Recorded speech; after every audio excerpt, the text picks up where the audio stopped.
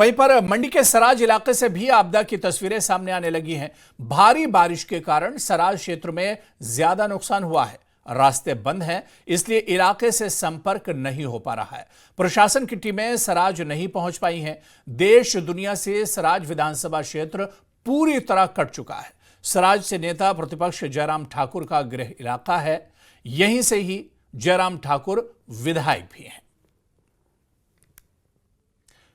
तो सराज की ये तस्वीरें हम आपको दिखा रहे हैं, जहां पर बारिश के बाद काफी ज्यादा नुकसान हुआ है। रास्ते टूट गए हैं और इसके बाद हालात बहुत ज्यादा खराब हैं। कई मकानों को भी बहुत ज्यादा नुकसान पहुंचा है। तो सराज में बारिश के बाद की जो तस्वीर है वो हम आपको दिखा रहे हैं। देश दुनिया से सराज का संपर्क पूरी तरह से टूट चुका है। जो रेस्क्यू की जो टीमें हैं,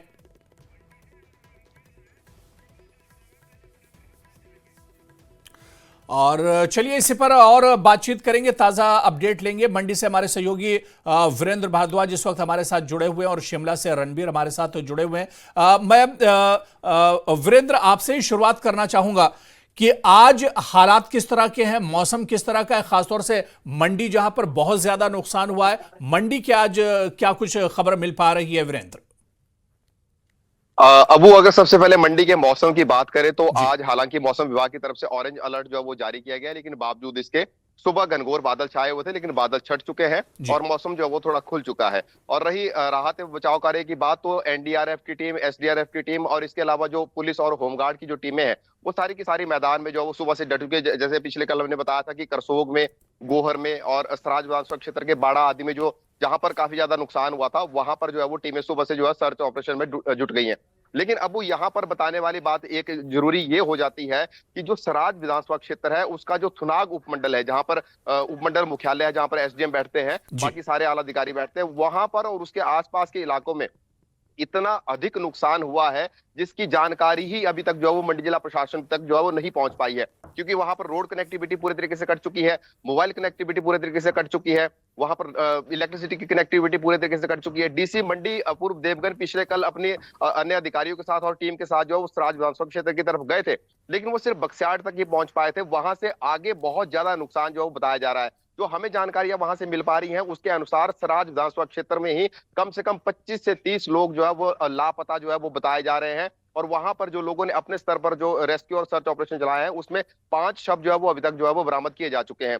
तो अब वो आप ये मान के चलिए कि वहां पर जब पिछले कल सारी त्रासदी हुई, बारिश वहां पर इतनी ज्यादा हो रही है और मोबाइल कनेक्टिविटी और रोड कनेक्टिविटी बक्सियाड़ तक जो है वो सुचारू हुई, तो आज सुबह लोग जो है वो पहाड़ियों पर चढ़े वहां पर, और पहाड़ियों पर चढ़ने के बाद जब उनको सिग्नल मिला तो उस सिग्नल मिलने के बाद फिर उन्होंने वहां की तस्वीरें जो है वो साझा की है मंडी जिला प्रशासन के साथ और जो नेता प्रतिपक्ष जयराम ठाकुर के साथ और जो बाकी लोग हैं, और मदद की गुहार लगाई है। और वहां पर आप मान के चलिए कि अगर पूरे हिमाचल प्रदेश में हम बात करें, जो ये सारी की सारी आपदा आई है, त्रासदी हुई है पिछले कल और उससे पिछले कल की जो बारिश है, तो उसमें सबसे ज्यादा नुकसान अगर हुआ है तो वो सराज विधानसभा क्षेत्र में हुआ है, जहां पर लोग अभी तक जो है वो मदद के इंतजार में है। और ये मदद न जाने कब पहुंचेगी, क्योंकि रोड कनेक्टिविटी जो है वो पूरे तरीके से कट चुकी है। जो नेता प्रतिपक्ष जयराम ठाकुर है उनसे भी हमारी बातचीत हुई थी, आज शायद वो भी जो है वो सराज विधानसभा क्षेत्र के दौरे पर जा रहे हैं, लेकिन वो भी कहां तक पहुंच पाते हैं ये भी सबसे बड़ी चुनौती वाली बात है। जी अबू।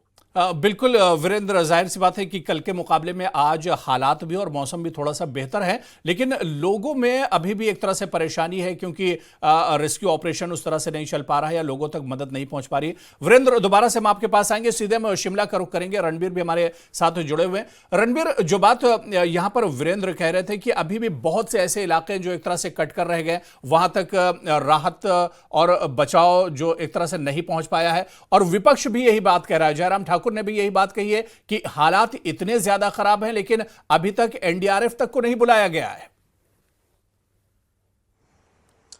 जी हाँ, बिल्कुल। राज्य सरकार की तरफ से दावे तो यही किए जा रहे हैं कि राहत और जो बचाव कार्य है वो किया जा रहा है और जिसको जहाँ पर जो मदद पहुँचनी चाहिए वो समय पर पहुँचाई जा रही है। लेकिन जिस तरह से वीरेंद्र ने कहा है, बिल्कुल निश्चित तौर पर ऐसे बहुत सारे इलाके हैं जहाँ पर मदद नहीं पहुँची है। वहाँ पर जो बचाव कार्य था, जो स्थानीय स्तर पर जिसे डिजास्टर मैनेजमेंट कहा जाता है, वो तो वहाँ के स्थानीय लोगों ने ही किया है। इंतज़ार किया जा रहा है कि मंडी के बहुत सारे इलाके, जैसे वीरेंद्र ने जिक्र किया, इसके अलावा भी बहुत सारी ऐसी जगहें हैं हिमाचल में जहाँ पर काफ़ी नुकसान हुआ है। और इस नुकसान का आंकलन आप इस तरह से कर सकते हैं कि पिछले कल शाम तक का जो आंकड़ा जारी किया गया था, जो छोटी बड़ी जो सड़कें बंद थी, हालांकि इसमें संपर्क मार्ग ज़्यादा हैं, तो उनकी संख्या जो है 406 थी। जाहिर सी बात है कि इनकी संख्या और ज़्यादा बढ़ गई होगी।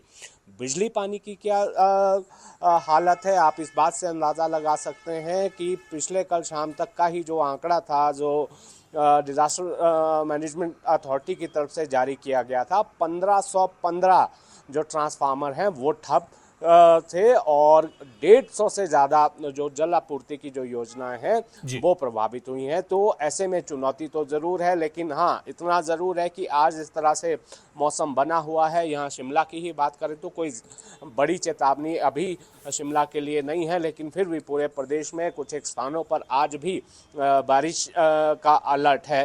तो ऐसे में जो राहत और बचाव कार्य है उसको जो है आगे बढ़ाने में जो है तेज़ी आज मिल सकती है। लेकिन जो नुकसान की बात करें, सबसे बड़ा नुकसान जो है वो जानी नुकसान है। अबू जो रिपोर्ट है पिछले 10-11 दिनों की, 51 लोगों की जान इसमें गई है। और हालांकि इसमें वो आंकड़ा भी शामिल है जिसमें सड़क दुर्घटनाएं खराब मौसम की वजह से भी हुई हैं। तो 51 लोगों का जान जाना 11 दिनों में, तो आप अंदाज़ा लगा सकते हैं कि त्रासदी किस तरह से है।